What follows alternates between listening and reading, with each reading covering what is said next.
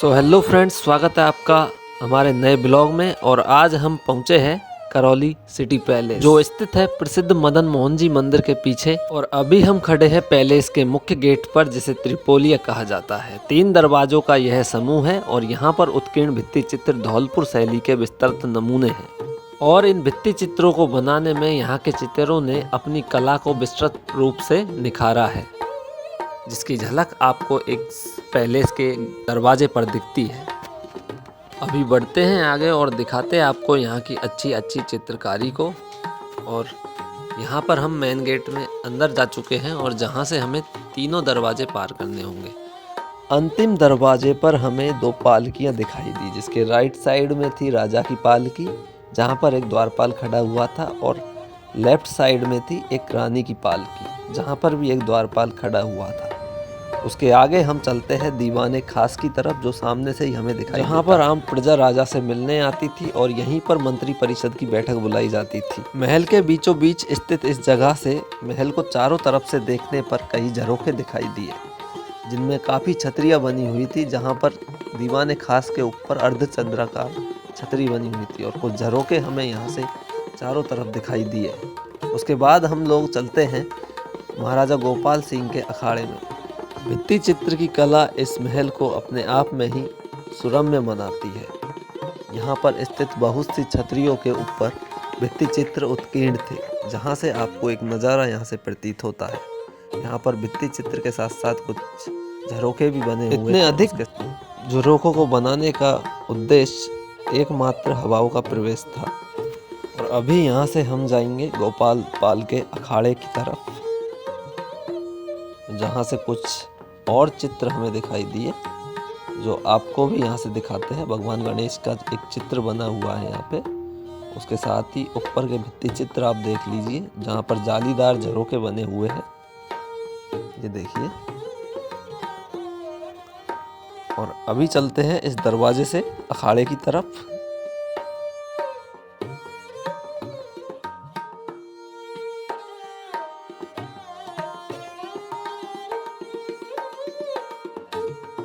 और दरवाजे से होकर हम पहुंच जाते हैं प्राचीन महल में, जहां से हमें दिखाई देते हैं 3 बतख, जो यहाँ पर टहलते रहते हैं। और सामने का जो अर्धचंद्राकार व्यू है महल का, वो देखना है लायक है।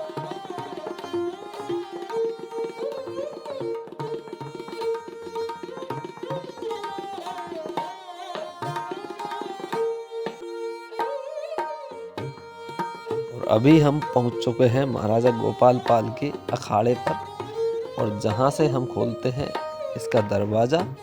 उसके बाद दिखाएंगे आपको प्राचीन अखाड़े को, जहां पर पहले किस तरह व्यायाम किया जाता था उसके बारे में। दरवाज़ा खोलते ही थोड़ा अंधेरा हमें प्रतीत हुआ, तो यहाँ पे आपको दिखाते हैं। ये देखिए, यहाँ पर रखे हुए हैं महाराजा गोपाल पाल के व्यायाम करने के उपकरण, जो अखाड़े में प्राचीन गदा व अन्य उपकरण भी मौजूद थे। और यहीं पर गोपाल पाल कुछ पहलवानों के साथ पहलवानी करते थे और यहीं पर कसरत किया करते थे। और यहाँ पर एक प्राचीन हनुमान प्रतिमा भी स्थापित है, और यहीं पर एक महाराजा का चित्र बना हुआ है, जहाँ पर कुछ पहलवान उनके पास खड़े हैं। और यहीं पर दिखाई देते हैं ये जालीनुमा खिड़कियाँ, जहाँ से आपको बाहर का चित्रण दिखाई देता है। उसके बाद हम आ जाते हैं बाहर बनी एक कुएं पर। आमतौर पर कुएं सीधी होती है, पर यह थोड़ी टेढ़ी बनाई गई है, जो अपने आप में ही इसको खास बनाता है। यहाँ से ही पानी को ऊपर चढ़ाया जाता था, जिसके लिए 2 कैदियों की जरूरत पड़ती थी, जो निरंतर पानी को ऊपर चढ़ाने का कार्य करते थे, और ऊपर एक टंकी में वह पानी को पहुँचाते थे। 14वीं शताब्दी में निर्मित यह पैलेस राजा अर्जुन पाल द्वारा बनवाया गया था। और अभी हम पहुंच चुके हैं दीवाने खास के सामने होली कुंड पर, जहां से महाराजा अपने मेहमानों के साथ और प्रजा के साथ होली खेला करते थे। यह जो स्थान है, यहाँ से खड़े होकर महाराजा गुलाल डाला करते थे मेहमानों के ऊपर, और इस कुंड में मेहमानों को होली खेलने के लिए रोका जाता था। और यहाँ पर की जाती थी मंत्री परिषद की बैठक, जहाँ पर अभी बना हुआ है गोपाल मंदिर। यहीं पर राजा महाराजा मंत्री परिषद की बैठक का आयोजन करते थे और अपने मेहमानों के साथ यहाँ पर बैठक करते थे। जहाँ पर ये देखिए भित्ति चित्रों का अंकन किया जाए तो यहाँ पर धौलपुर शैली के साथ साथ ब्रज शैली और मुगल शैली का प्रभाव भी देखने को मिलता है। ये देखिए, और यहाँ पर निर्मित चितेरों के चित्र अपने आप में ही इस कला को अद्भुत बना, और यहीं पर नवनिर्मित राजा का राज तिलक होता था।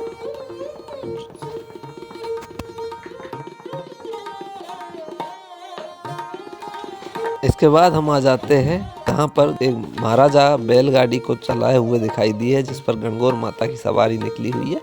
उसके साइड में ही रखा हुआ है महाराजा का सिंहासन, जिसको हाथी पे रखकर महाराजा नगर भ्रमण के लिए निकलते थे। और उसके बाद हम चलते हैं ऊपर की तरफ, जहाँ पर कुछ कक्ष बने हुए हैं जिन्हें महारानी कक्ष के नाम से जाना जाता है। और यहीं से महारानी मंत्रिमंडल की बैठक को सुनती थी और देखती थी, ताकि उनको कोई ना देख पाए। जहाँ पर कुछ खिड़कियाँ बनी हुई है जाली नुमा, ये देखिए, और यहाँ से हम दीवानी खास को देखते हैं। ऐसा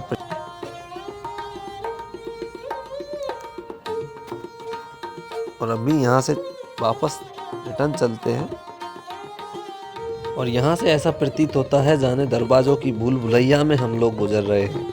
जहाँ से कौन से दरवाजे से आए, कौन से जा रहे हैं, यह हमें अभी तक समझ। और अभी हम चलते हैं ऊपरी मंजिल पर, जिसे 12 द्वारी के नाम से जाना जाता है।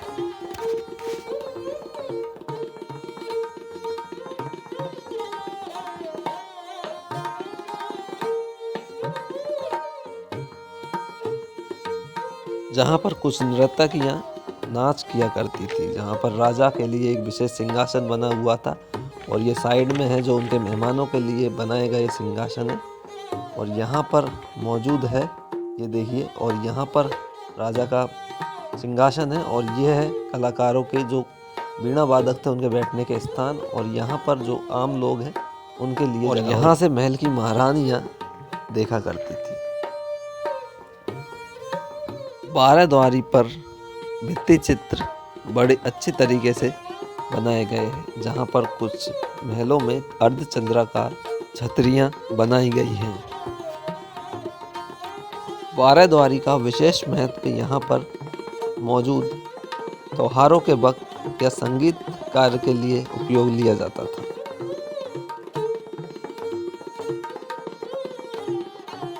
और अभी हम जा रहे हैं प्राचीन महल की एक झलक देखने के लिए, जो यहाँ से प्रतीत होता है। और यह प्राचीन महल है जो 14वीं शताब्दी में ही बनवाया गया था। और यहाँ से ये देखिए, यह जो सिटी पैलेस है जो ऐसा प्रतीत होता है। और अभी हम आगे की तरफ बढ़ रहे हैं हर भवन की बान की तरफ, जहाँ के लिए हमें इन सीढ़ियों से होकर जाना पड़ेगा। ये देखिए, और अभी हम आ पहुँचे हैं हर भवन की बान पर, जिसे हवा महल के नाम से भी जाना जाता है। यहाँ के खम्भों व दीवारों पर प्रकृति के स्वरूप को दर्शाया गया है। इसके वृक्षों व लताओं के चलचित्रों की नक्काशी देखने को मिलती है। और यहाँ पर मौजूद हाथ के पंखे भी लगे हुए थे। और जहाँ पर ये देखिए, इसकी नक्काशी को आप एक बार देख लीजिए, जो एक ही पत्थर पर की गई है। और यहाँ से इन होल से पानी आता था जो पंखों की तरफ जाता था, जिससे ये क्या है, ये ठंडा रहता था, और इसीलिए इसे हवा महल के नाम से जाना जाता है। उस वक्त वह शीतलक का कार्य करता था। और यहाँ पे बने हुए हैं गैलरी नुमा झरोखे, जहाँ से गलियारा से हमें प्रतीत होता है करौली शहर की झलक, जहाँ पर दिखाई देती है भद्रावती नदी। ये देखिए, नदी का एक चित्र आपके सामने, जहाँ पर महाराजा गोपाल पाल की छतरियाँ भी बनी हुई है। और यहीं पर मौजूद है महाराणाओं के शमशान घाट।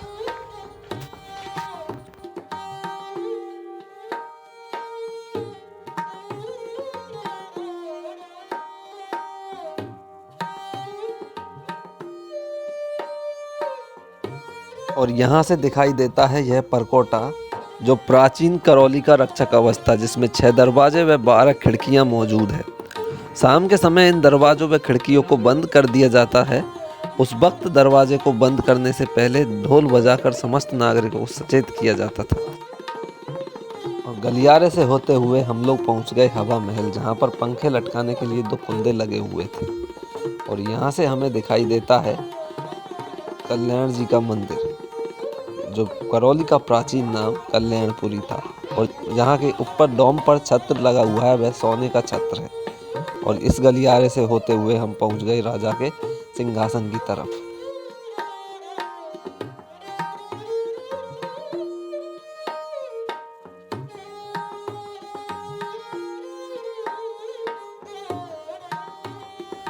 और यहाँ पर स्थित है राजा का सिंहासन, और जहाँ से दिखता है यह जंगल का नज़ारा, और जहाँ से राजा जंगल की तरफ जंगली जानवरों को देखते थे। अगर जंगली जानवर दिख भी जाता था तो वह शिकार खेलने के लिए जंगल की तरफ चल पड़ते थे, जहाँ से वह उसको मार कर यहाँ पर इस चबूतरे पर लाकर पटक देते थे, जिसको जनता को दिखाया जाता था।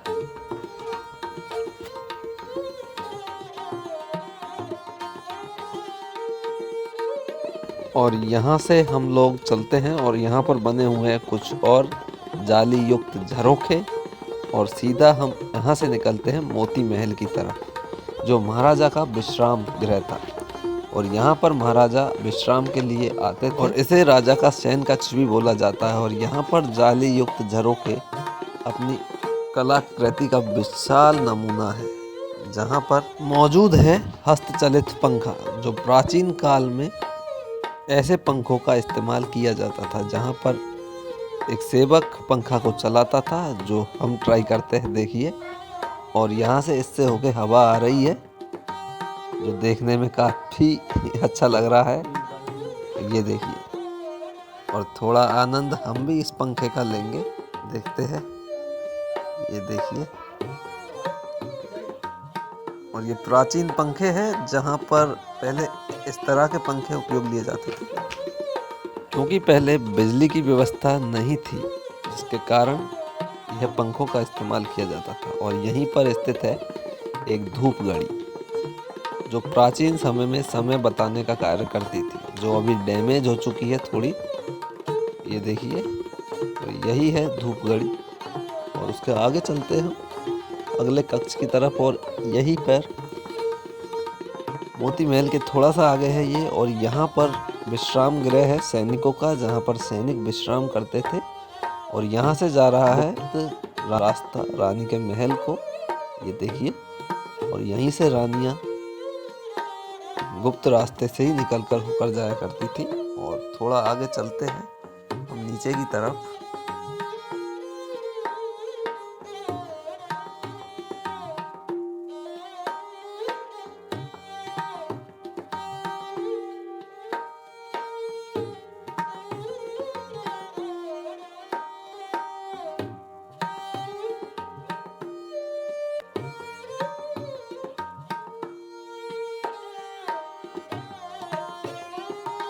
और अभी हम पहुंच चुके हैं रंग महल। रंग महल में रानियां अपने सौंदर्य को निहारती थी तथा यहीं पर श्रृंगार करती थी, जहां अभी गणगौर माता की प्रतिमा लगी हुई है और दोनों तरफ आसन लगे हुए हैं।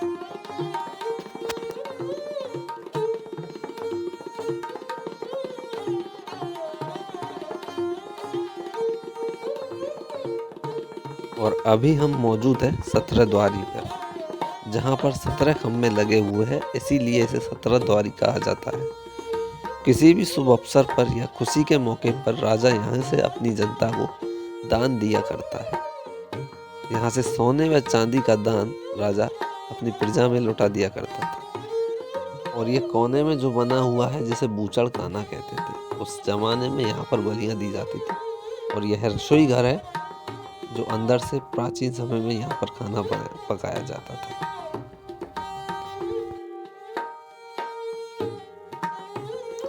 और यहाँ पर नीचे एक जमदर बना हुआ है, जिसे प्राचीन समय में जमदर कहा जाता है और आज के समय में इसे बैंक कहा जाता है। यहाँ पर जमादार प्राचीन सिक्कों चलाता था, सिक्कों को छापना व लगान वसूल करने का कार्य करते थे। राज्य का सारा देख रेख यहीं से संचालन होता था।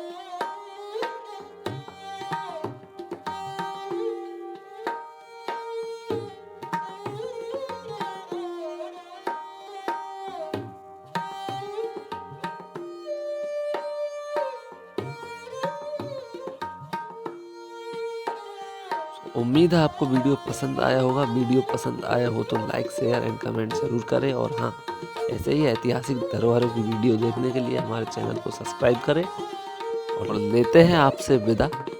मिलते हैं अगली वीडियो में नए अनुभव और नई जगह के साथ। तब तक के लिए धन्यवाद।